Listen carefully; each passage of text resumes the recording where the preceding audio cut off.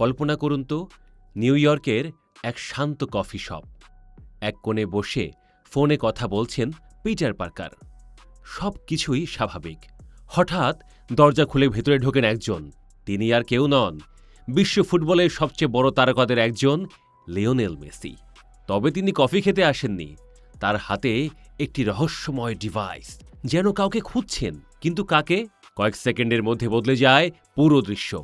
Peter Parker উধাও, তার জায়গায় হাজির হন স্পাইডারম্যান। আর শেষ মুহূর্তে নিউ ইয়র্কের আকাশে স্পাইডারম্যানের জালে ভর করে দুলতে দেখা যায় মেসিকে। মাত্র 40 সেকেন্ডের এই ভিডিও প্রকাশের পর থেকেই সামাজিক যোগাযোগ মাধ্যমে শুরু হয়েছে তুমুল আলোচনা। কারণ ফুটবলের রাজা আর মার্ভেলের সবচেয়ে জনপ্রিয় সুপারহিরোকে একই ফ্রেমে দেখার সুযোগ তো প্রতিদিন আসে না। তবে আলোচনার এখানেই শেষ নয়।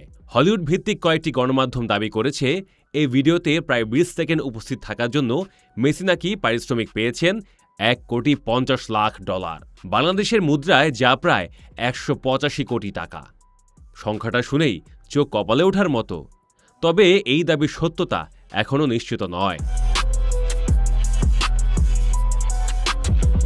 এ বিষয়ে কোনো আনুষ্ঠানিক বক্তব্য দেয়নি সনি পিকচার্স কিংবা মেসির প্রতিনিধিরা।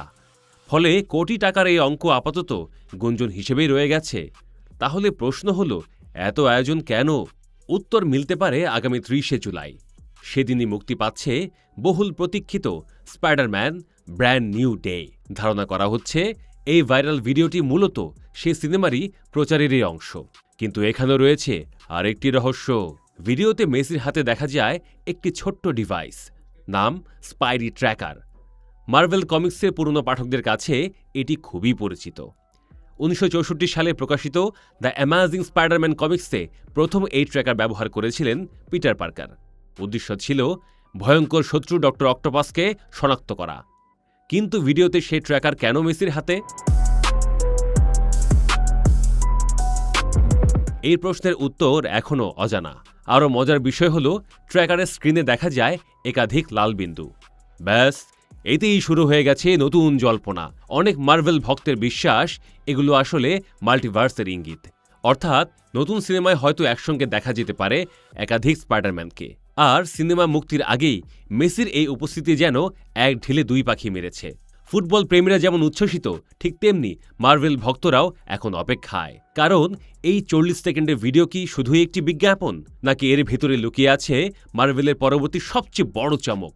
সেই উত্তর মিলবে 30শে জুলাই।